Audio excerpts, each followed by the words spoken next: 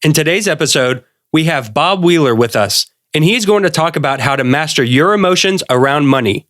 You will also get to hear why most people make illogical decisions around money, how to automate the process of building savings, and tax tips that will help you out in your online business. And now, on with the show. Welcome to the Online Course Igniter podcast, where you'll hear from successful course creators and how they were able to turn their passion into a thriving online business empire. Hey everyone, thanks for listening to the podcast today. We have special guest Bob Wheeler from The Money Nerve, who is going to talk about mastering your emotions around money, which I think is a really great topic for this podcast and for all you listeners out there, because, we are in a business. A business is here to make profit. And a lot of people, myself included, you start getting money and you might not know how to manage that money very well. I feel like some other people can feel me on that one. So I'm excited to have you on the show today. I'm excited to talk about all things revolving around money. How are you doing today, sir? I'm doing great. Excited to be here. And I love talking about money. Very cool. So I can't wait to dive into the topic. But for anyone who is not familiar with you, could you just take a couple of minutes and tell us a little bit about your backstory, where you came from, what you were doing, how you got into this thing we all know, love, and hate called money, and where that brought you to today? Yeah, absolutely. So I grew up in Tennessee and I went to school so that I could be a lawyer. And then I met a few lawyers and I went, not so much. Accounting was something that was always easy for me. So I was taking a lot of accounting just to help my grade point average, like most people. And basically, I started doing accounting. I got my CPA license. At the same time, I was doing stand-up comedy because, got to help supplement the income. And was doing stand-up. I ended up becoming the CFO at the world famous Comedy Store. I started my own accounting practice with over 1,000 clients, worked with entrepreneurs. And one of the things that I discovered along the way is that people were making very illogical decisions. I would say something, they'd go out and do the exact opposite of what I thought was really sound, practical advice. And so I really started looking at people's emotions around money, as well as looking my own personal track record, which wasn't so great. I could tell you to put the money away and you would do it, but I wouldn't. Right. And so I wasn't following my own rules. And so I really started exploring all of that and developed The Money Nerve and started doing workshops, started a podcast, Money You Should Ask, to really just start these conversations around money and the unconscious and underlying beliefs and blocks we have around it.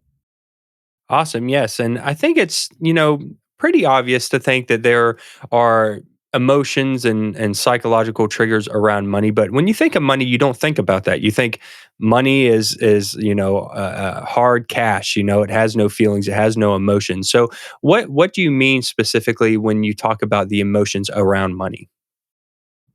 Well, so there's a lot of people walking around with a belief that they're not enough, they don't deserve it, or everybody else can have success but them. When I have clients inherit a lot of money or they have a big success financially in their business, a lot of times they will just blow right through that money and get right back to their comfort level of not being overdrafted or $10,000 or whatever that might be. But a lot of us tend to gravitate back to what's comfortable. And there's just so many people out there, very successful people, that have so much shame around their money choices. If people only knew. And so we really start to explore that because it holds so many people back. I know many people that have changed jobs because it required, they got promoted and it required that they have to actually speak at management meetings or certain things that were required that they felt was outside of their skill set. And they're like, yep, that's not for me. I'm not moving towards success. I'm going to run from it.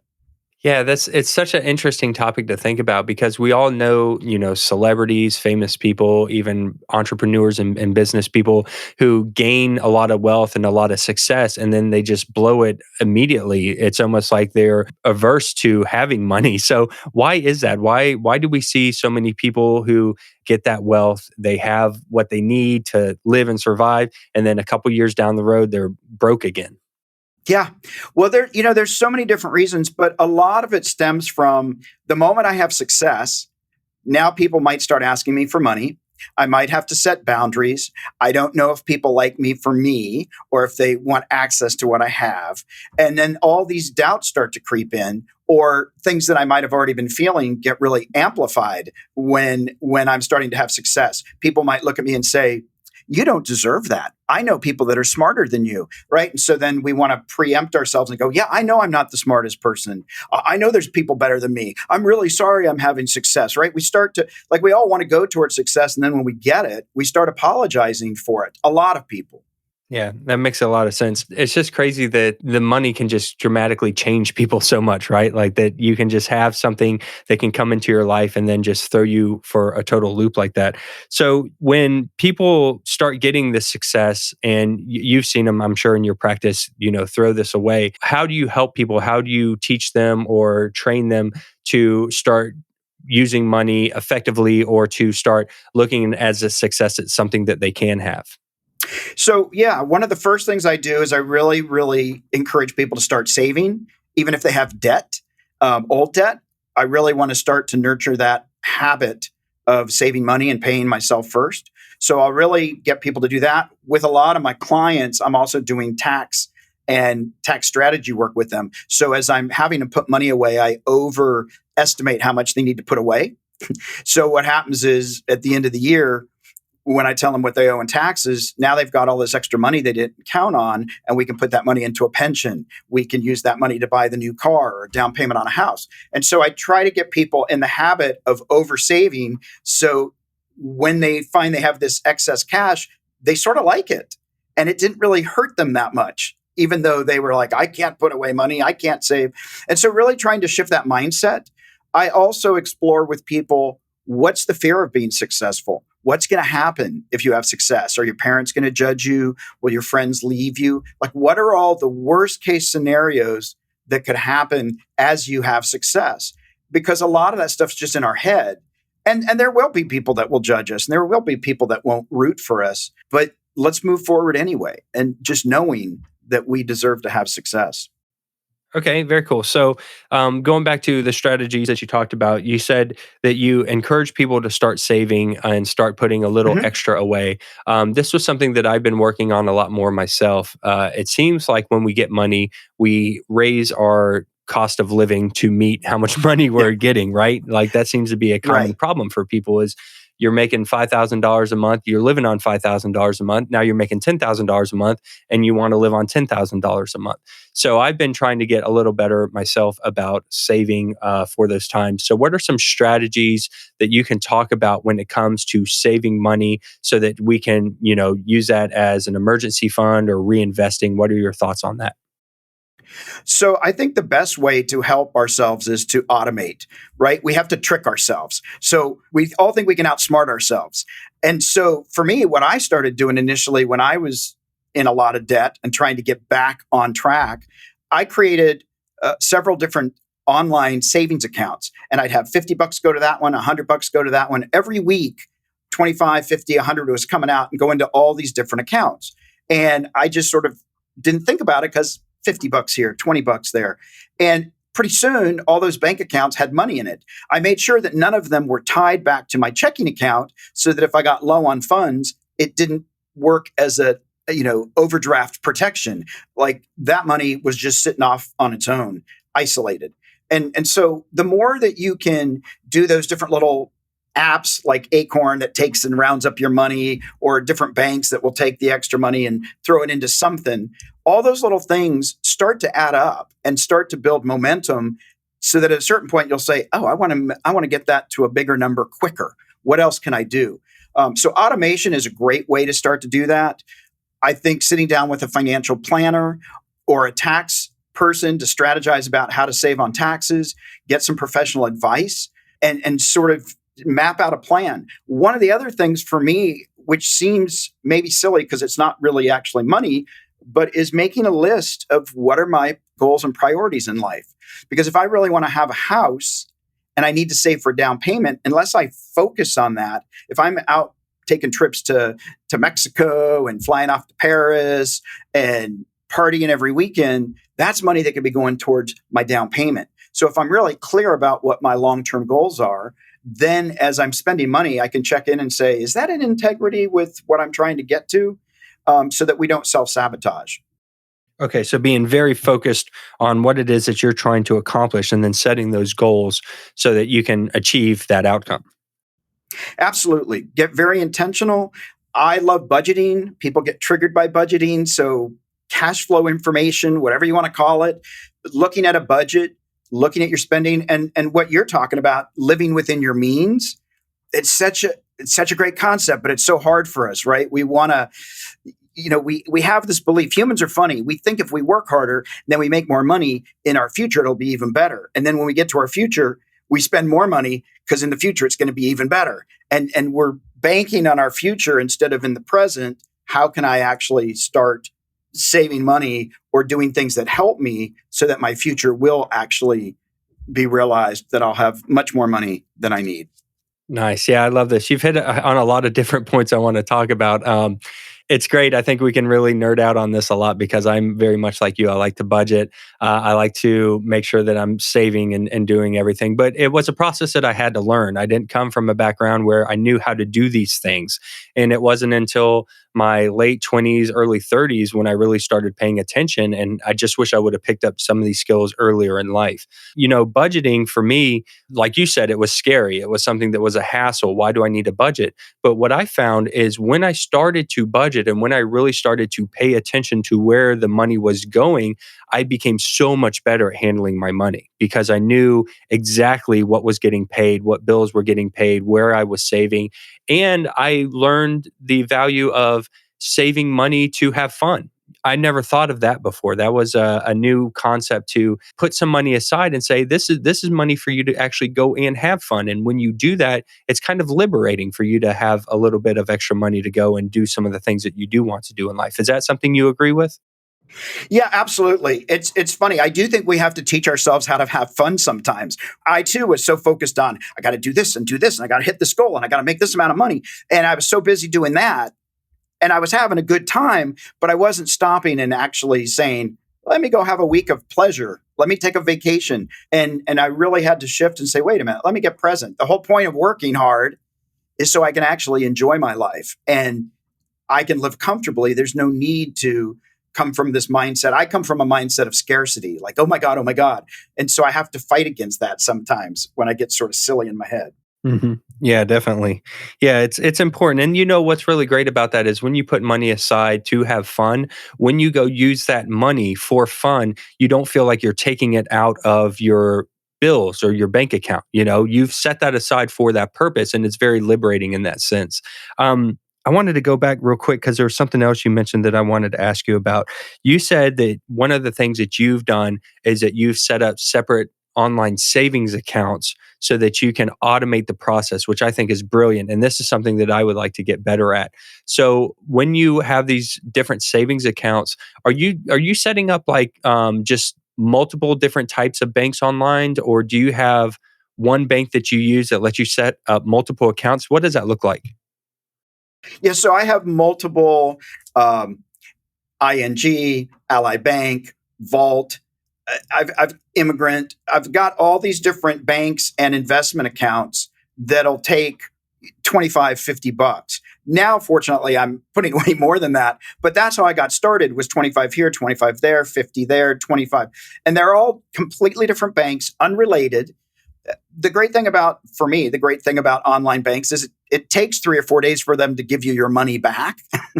And so you can't just in a moment go, let me just take all the money. You got to wait for it. So it helped me curb my appetite for just spending impulsively. Okay, cool. Yeah, I really like that. That's really good because I've been wondering about the best way to go about that for myself, and I think that would help some other people out there to have that ability to save money. Now, when you have these accounts, are you saving towards a goal, or are you just putting money aside for a rainy day? Like, how do you tell yourself what these different accounts are going to be used for? So initially, it was just to get me in the habit of spending and considering it just one of my expenses. So I didn't have a plan other than I wanted to try and get each one of them to $1,000 to $5,000 without any. This is going to pay for a trip. I just really wanted to just get in that habit of, oh, I've got excess money. It's there for whatever might come up. And so that was the initial goal, just to build a reserve. Just recently, I found out I hadn't taken my car in for a while, and at the end of the day, it's going to cost me $5,000. Now, I never spent any money on my car, so I'm like, 5,000. Oh, I have $5,000. I've got a whole bunch of money in surplus that I've been saving. Like, I think a good goal to reach is 6 months of life expenses. So if it costs you $5,000 a month to live, you need to put $30,000 should be a goal to have, and then work towards a year. Then besides that, if you want to take a trip, you want to get a down payment on a house, then yes, set up a separate account that's just for that. So you can see the house down payment account growing. But initially for me, it was just to get into the cycle of learning to save. And I think a lot of us always will save, as soon as I get that promotion, as soon as I get that bonus check, as soon as I win the lottery, then I'm going to start the saving. No, just start it now. $5, $10, $20.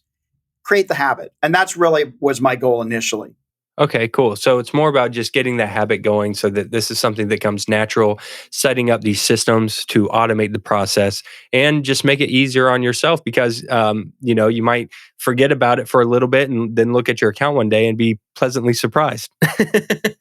Exactly. Absolutely. One of the other things that I recently, probably in the last 2 years, I've started having clients do, and I do this too, is I go into my bank accounts online or I open my wallet and I actually just have fun conversations with my money. I'm like, hey guys, go out and bring in some of your friends, like bring in the big boys, and to make it playful instead of stressful, because I used to go onto the bank accounts like, oh my God, like what's my account balance? And now I'm comfortable, so I can look at the accounts and I don't panic. But when I was first shifting that, there was always dread. So I try to make it fun because the world makes money heavy sometimes. And we put so much financial pressure on ourselves that we stress out. Yeah. And, having those savings, I think, is very important to that, not having that stress. Because I realized that when I started saving, when I started having extra, revenue in the bank to call on for a rainy day, my stress levels went way down. And then budgeting becomes fun because when you have surplus of money, you're now having fun getting to tell your money what you want to do with it. Absolutely. And, for people that out there saying, that's not going to work for me, I did the exact same thing. I kept saying, well, everybody else, and I know what I tell other people, but I'm not quite ready.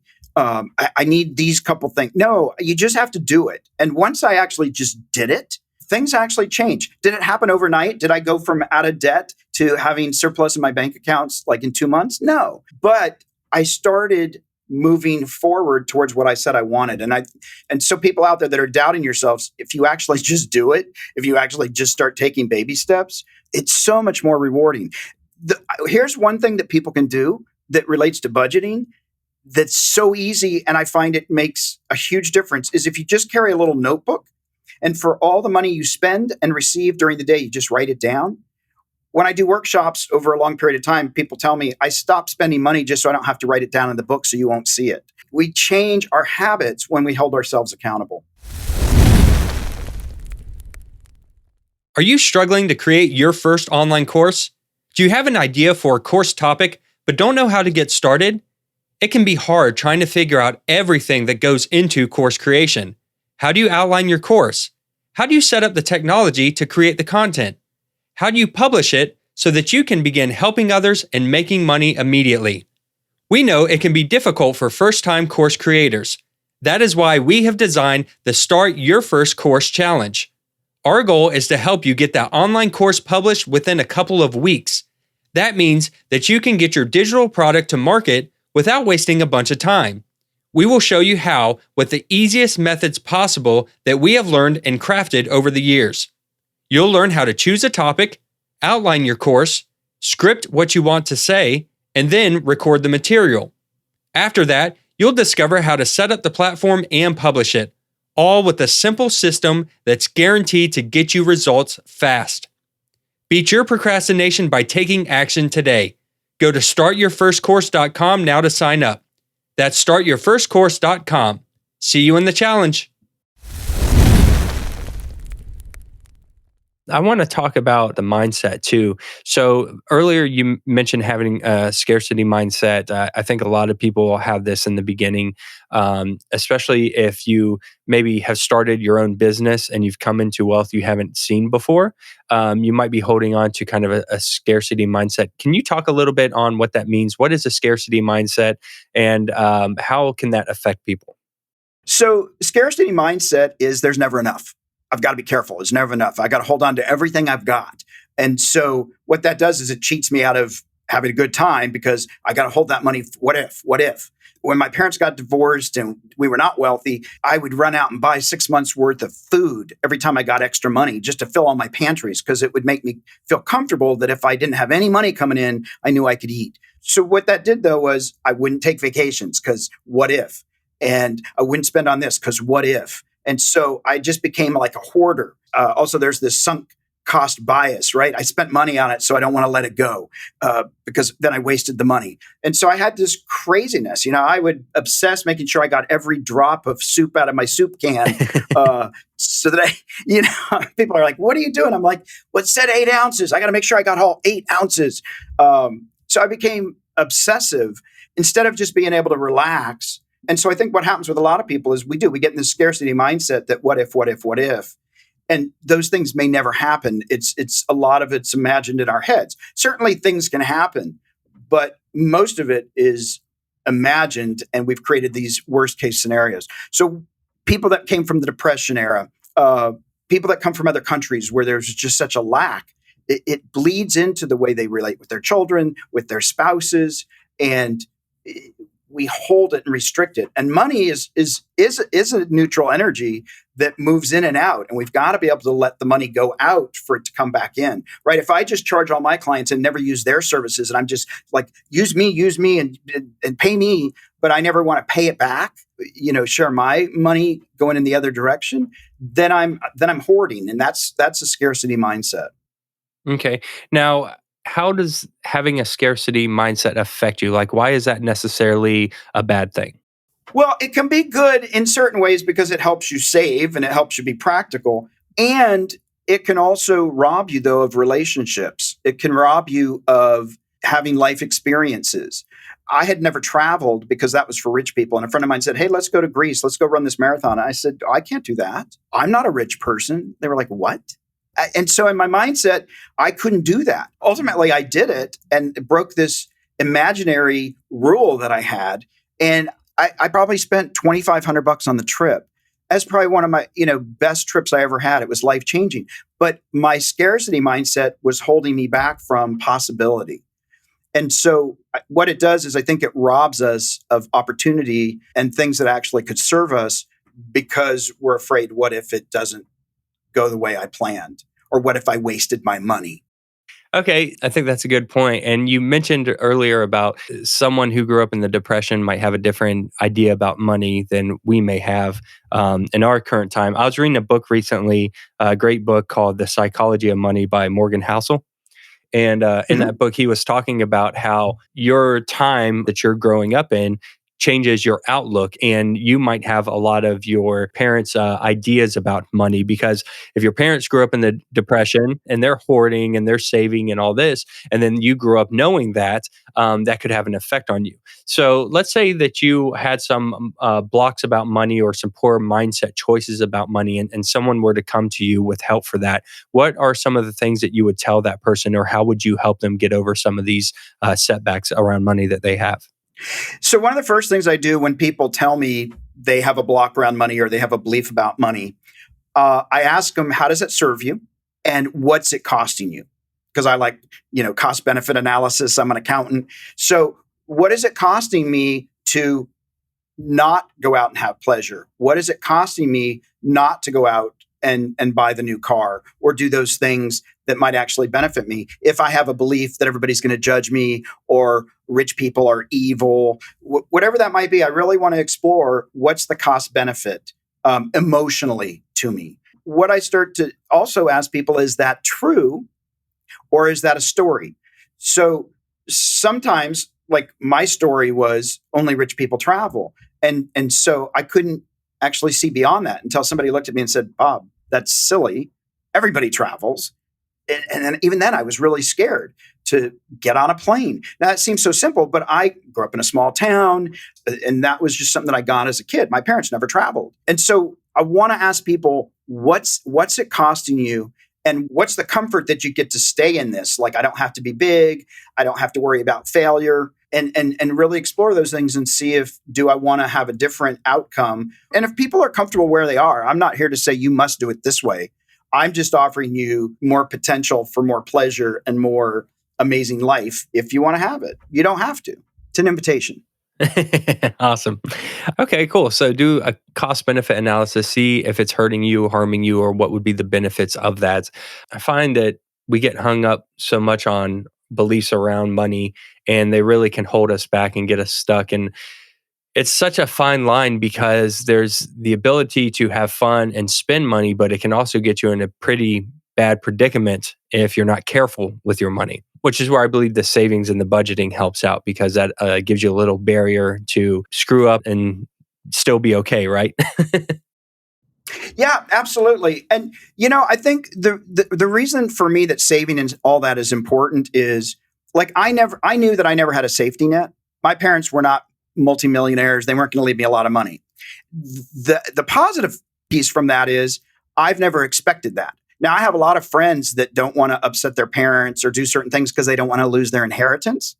And so money is a great way to manipulate people, right? If you're nice, I'll prove that I love you by giving you some money. And then so we bring in that whole component where people are devastated when they get disinherited, or mom and dad actually blew through their inheritance, which I hear all the time. My parents are going through my money.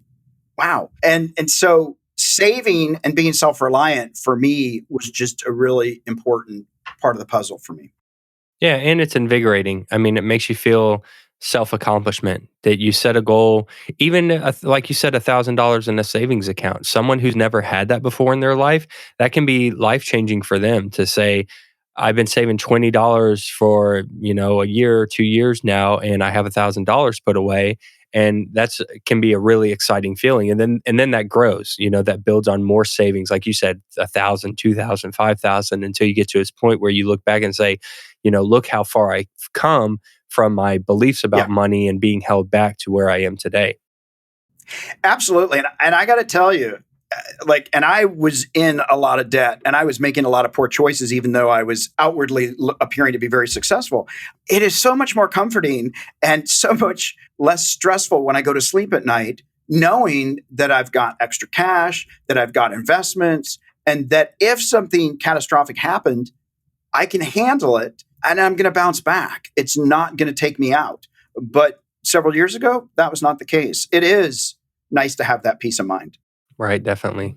Very cool. Now, I know that we have many listeners from different countries. And so I was wondering if I could ask you some general advice. We can't get too specific because we're going to have different countries and different laws and what have you. But regarding taxes, I know that this is something else that really stumps and really hurts a lot of new entrepreneurs. They don't understand the importance of paying their taxes. And I've talked to some people that can really end up owing a lot. Is there any kind of general advice you can give around just making sure that you have your taxes in check? Yeah, absolutely. Well, there's a couple things for sure. Whatever your tax rate is in whatever country you live in, make sure that you are taking a percentage and putting it away. So I have a lot of clients in the US, and I'll say, take 30% of your gross and put it aside. 30%, which is a little high because by the time you take out expenses and things like that, hopefully you're in a lower bracket. Each client's slightly different, but usually I'll start with 30%. Just put away 30%. That's not yours. But the other place where people get in trouble is with sales tax. In the US, if I'm selling a product and I'm collecting $1.10 and 10 cents is the tax, that's not my money. But I'll see a lot of people, they bring it in and then they spend that sales tax money, and then the sales tax bill comes due and it's already been spent. So really learn to separate and put that money in separate accounts because it doesn't really belong to you. That's a really important thing. The other important thing is especially if you're starting a business, even if you don't hire somebody full time, you should at least get some professional advice to sit down and talk about, should I be a corporation? Should I be a sole proprietor? Should I be taking a salary? I've had people that were losing money in their business and paying themselves $100,000 in salary. And I'm like, you're paying $15,000 in payroll taxes. What are you doing? Oh, I thought I had to take a salary. No. Or other people take a draw and they think it's a salary because they wrote salary in the memo. I'm like, that's not a salary. Just because you call it a chicken doesn't make it a chicken. So really getting a little bit of advice before you start out. I work with a lot of people where I just meet with them one time and I'll say, look, when you get going, come back and see me and I'll help you. But here's what I would do, because don't spend your money until you're making money. Here's where you can afford to not spend as much money until you get more successful. But I see so many people not understanding how loss carry forward works or how capital gains and losses work and things like that. And had they just had a 30-minute conversation or an hour conversation with a professional, they might have been able to strategize and really maximize their tax savings. Okay, very cool. Now, is there any services or software that you recommend for keeping track of this a little better? So many people use QuickBooks. I hate to endorse them, but that's what a lot of people know. And that's a great program. There's Quicken, there's Mint. There are so many great little programs out there, whether it's an app. A lot of my clients that are in the entertainment industry, I know they're not going to do that stuff. So I tell them, look, get 12 big manila envelopes, write car expense, rent, telephone, and just throw your receipts into each of the categories. We'll deal with it at the end of the year. If you're not sure if it's an expense that's deductible, put it in anyway, because all I can do is tell you no. But if you don't put it in there, it's a missed opportunity. So whatever works for you. I like Excel spreadsheets, and I track and do budgeting through Excel because I'm an Excel geek. But whatever works for you, but find something so that you can track your money so that when you sit down and do your tax stuff, you're actually not giving the government any more money than they need. Right. Not that they need it, but that's required. You don't want to have a savings account with the IRS. So thinking about the audience listening today, so we have people from all walks of life, entrepreneurs, business owners, people who are in little niche industries making online courses. What would be your best piece of advice for someone who is maybe starting out on their journey? They're starting to have some income coming in and seeing some money that they haven't had before. What would be something that you could tell those listeners today? First thing I would say is learn to let the money stay in your bank account for a little bit. I think people have a habit of, as soon as we start getting newfound money, we go out and blow it and take it right back to our comfort level. So just let it sit and look at it and go, hi, new money. Thank you for coming in. And then secondly is to make sure you're tracking income and expenses for the business so that we can get the best write-offs so that we can actually keep most of that money. And I can't stress enough the importance of getting professional advice. The same person that gives me advice may not be the same person that gives you advice. There's not always a perfect fit for everybody. So find somebody that you trust and resonate with. But getting that advice and creating a plan, you want to create a plan. And that's what budgeting does. That's what writing down your life goals does. You want to come up with a plan so that as this money comes in, you can put that aside and then actually use it to build your future. I had a client that was making all this money. He came to me the first year and we're going through the stuff. And I said, you made an extra $500,000. Oh yeah, I forgot about that. Like, you forgot about $500,000. He said, well, you know what? He said, I told myself this is a one-time deal and I better just put it away and forget about it and just keep living my life as an artist because that's all going to go away. So he just lived as if that never came in. He didn't go out and buy a new car. He didn't do any of that stuff. For the next 10 years, he started making $1 million a year. He had worked on this project that paid this amazing royalty. And every year he'd say, this will be the last year. But he always acted as if that money wasn't in his bank account. It wasn't until 10 years in that he said, do you think I could buy a car now? Like, you've got a few $1 million in the bank. I think you can buy a car now. But he tricked himself and he didn't just say, oh, now I can live a bigger life. He just said, I'm just going to keep living my life because I have a good life. And he stayed within his means and just let that money accumulate. Now he didn't have to work another day in his life because he saved all that money and lived within his means. Yeah, I think that's the most powerful message is keeping the same mentality that you have when you start seeing that success and knowing that That's right. Making sure that you are going to stay within your means and you're going to budget and save. And as that money comes in, just put it away for a rainy day, because Lord knows that many things can happen in life and you want to always have a little something to fall back on if you need to. Absolutely. Very cool, Bob. This has been a great conversation today. I think it'll help a lot of listeners out there, and I appreciate you coming on the podcast. If people want to find out more about you and your business, where can they do that at? So my website is themoneynerve.com. That's not nerd. I'm a nerd, but it's themoneynerve, NERVE.com. That's got our online course, Mastering the Emotions of Money. It's got information on my podcast, Money You Should Ask. And there's also a lot of free resources for people, whether it's money and emotions, whether it's business strategies, all of that's there. People can reach out, info@themoneynerve.com. And we love to chat with people and help propel them forward. Perfect. Well, thank you. We'll make sure that we link all that up in the show notes for this episode. Thanks for coming on the show today. This has been fantastic. And I just hope for your continued success going into the new year and moving forward. Well, Jeremy, thank you so much. This has just been a lot of fun, and I hope people took something away and they go and build a better future. Thanks so much for joining us today, Bob. You can find out more about him and his business by visiting themoneynerve.com, or you can get the show notes of this episode along with links and resources by visiting onlinecourseigniter.com/68. Make good financial decisions out there, and come back next week for a brand new episode. Thank you for tuning in to the Online Course Igniter podcast. Make sure you subscribe wherever you're listening so that you don't miss an episode. If you would like to learn more marketing strategies and how to sell your online course, then also check out our free community where we share tips, tricks, and tutorials at onlinecourseigniter.com/community.